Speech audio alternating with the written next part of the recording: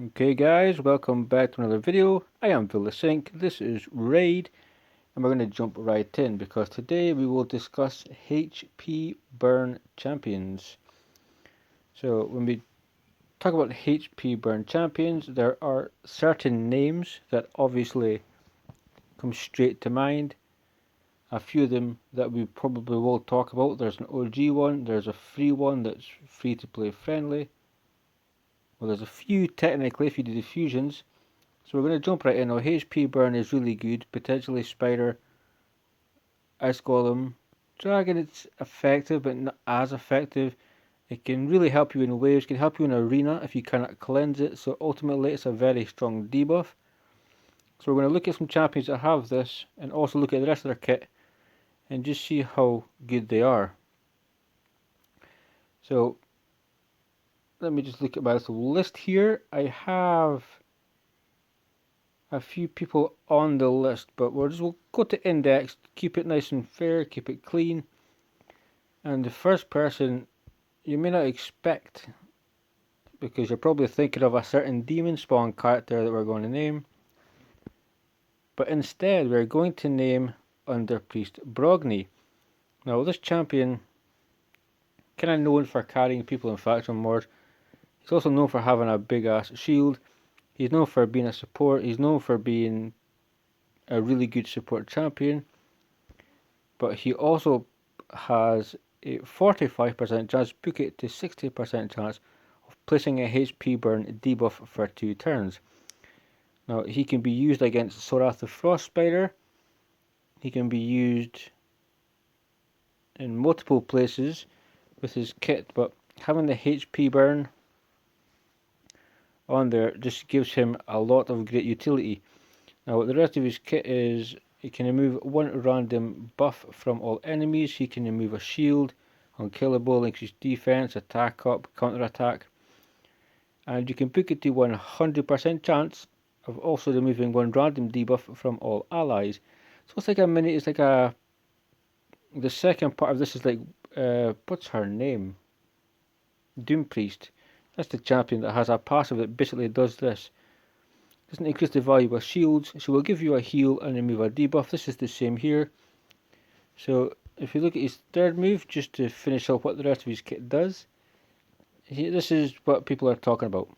Places a block debuffs buff and an increase attack buff for 2 turns on all allies. So the block debuffs goes up first, which is the correct order.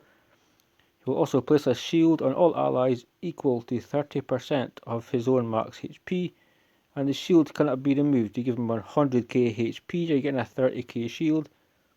If you can get him end game HP 150k plus, then he probably ain't going to be dying, because his shield cannot be removed. You cannot strip it with Madame, with Elegaius.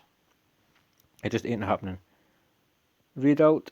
Now this is passive. Whenever an ally under a shield buff is attacked, he will reflect 25% of the damage inflicted on the shield back to the attacker.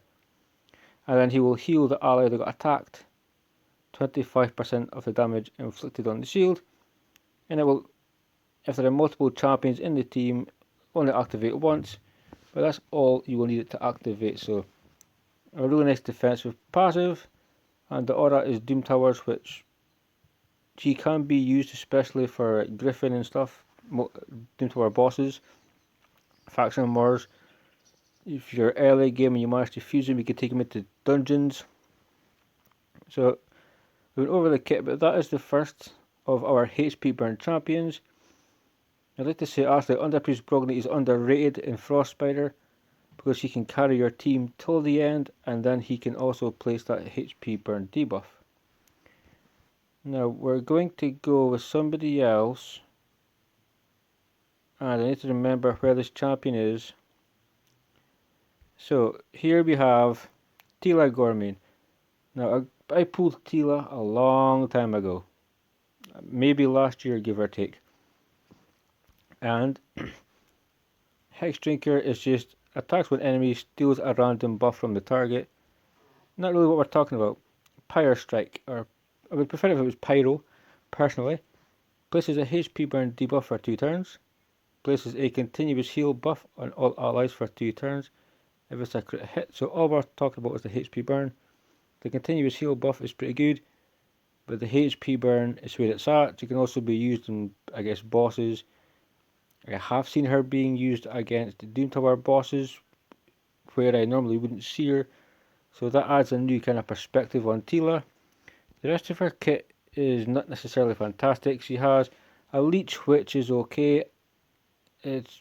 Leech to me, I'm kind of on the fence. It's good, but at the same time, I'm not hugely in love with it. Heal reduction is good for Fire Knight, so essentially this could be a Fire Knight champion. But this is indeed the second champion that has a HP burn debuff. So if anything, if you're stuck on a certain area and you need the HP burn debuff and you forget the rest of this kit, she can actually have some use for you, although most people will probably choose just to go with somebody else. Now, speaking of HP burn champions, Amazon Prime. Let's start with the passive here. Fills the champion, fully heals this champion and instantly removes any stun debuffs whenever an enemy places a stun debuff on this champion. So he removes the stun, that's nice. Burning Rage, AoE 2 times, each hit 50% chance of placing a HP burn debuff for 2 turns if Gallic is under an increased attack buff. Also has 75% chance of decreasing the turn meter by 20% if the target is under a HP burn. Now that all sounds really good. We'll just cover these other moves first. The A2 is just a single hitter, 50% chance, cannot be booked up further, HP burn debuff for 2 turns. You have to be under an increased attack buff. Decreases the turn meter by 25% and places an increased attack buff on this champion for 2 turns if the attack is critical, fair enough. And decreases the turn meter by 10% if it's not. And his A1, again, another HP burn here, but it says if this champion is under an increased attack buff. And obviously if it's crit or non-crit, then you get the variance in turn meter. Now when you look at this, you think it's a pretty good champion. You could put him in with Doom Priest, you put him in with Gorgrab, put him in with Arbiter. As long as I have attack up, Golden Reaper. But for myself, if I was picking so far Brogni, Tila or Gallic, I would not pick Gallic as my first choice, purely because you have to use a slot. It's much easier just to have somebody that puts an increased attack buff on. If you have room in your team for that, that could be very, very good. Now, I've used him against Spider. I did videos with this champion against Sorath the Frost Spider. He is good. I'm just not a fan of the conditional aspect of his kit. But in general, I do enjoy the fact it's an AoE multiple times, and he can, don't need game tools, and he can apply the HP burn. He can also affect turn meter, but we do have some issues regarding like, you need somebody to set him up, and nobody else really has a part of their kit that states will place a HP burn debuff if the enemy is under leech, or if he jumps through a hoop 10 times. So he's a pretty good champion. He's very much used by people. He's easy, he's free to play. Well, he was. It was an Amazon Prime champion a long time ago. Good champion, I have used him, but I just hate the conditional part of his kit. So the Tila Brogni, I potentially would choose one of them, just because I don't have to put in a second champion to kind of aid him, to make sure that there's an attack buff up. I can just place the HP burn if need be, and then I can get on with it. So let's take a look here now. I think if we go, no, we're not going to Warden. I have no idea why we would even remotely need to talk to him, because he's not that great whatsoever. Now, there is a champion here. Now, this is an OG champion. When I first played this game, she was in every clan boss team. Pretty much 95% of clan boss teams had this champion. Back in the day, when you would put like Skull Crusher in for your counter attack, you would have your attack up, increased defense, and all this debuffs, poisons. Vizier, back in the days when 30-40 million was essentially as far as you would get in clan boss. This champion, was really good back then. So the A1, each crit hit forces Chubby's turn meter by 10%, which is good to get an extra turn quicker. Cool. Increases the crit rate buff on this champion. I don't like the fact it's not all allies. That attacks one enemy twice, places a 5% poison debuff on the target for 3 turns with a crit hit. So if she gets crit rate up to 100%, she will be placing poison on the A2. Let me just check those turn meter on the A1 and poison on the A2. Team her with Romero, which is situational, but it can work. She will ignore 50% of the target's defense. But this is the move. Now, in old videos that I used to watch, I've never actually used her. A lot of my friends have. Fire of Purgation is the reason she used to be in so many clan boss teams. She will attack once. Now, it doesn't have to just be clan boss. It can obviously be Sorath, can be basically whoever you want it to be. She will remove one random buff from the target, which is pretty cool. So will steal something, increase defense, increase attack, ally protection, so on and so on. 75% chance book it. And this chick knows how to read. It will go to 100% chance of placing a HP burn for 3 turns. Now, the kit on this championship is OG. I actually quite like it. I like the fact she gets turn meter. I just think if this crit rate was all enemies, she would be quite OP. Because it would help Romero as well. But the HP burn for 3 turns is extremely strong. And this is exactly why she used to be in clan boss teams. The HP burn would go up, it would be there for long enough to actually have an effect to get something from it. And this is on a 5 turn cooldown. You cannot reduce the cooldown of this, which is very strange, but nonetheless, Juliana used to be like the queen of HP burn. Times have changed, but nonetheless, she is still a champion that is viable, still a champion you can use. It just depends on the composition that you would like to use. So, Juliana, OG, decent by all means. 100% you can still use her.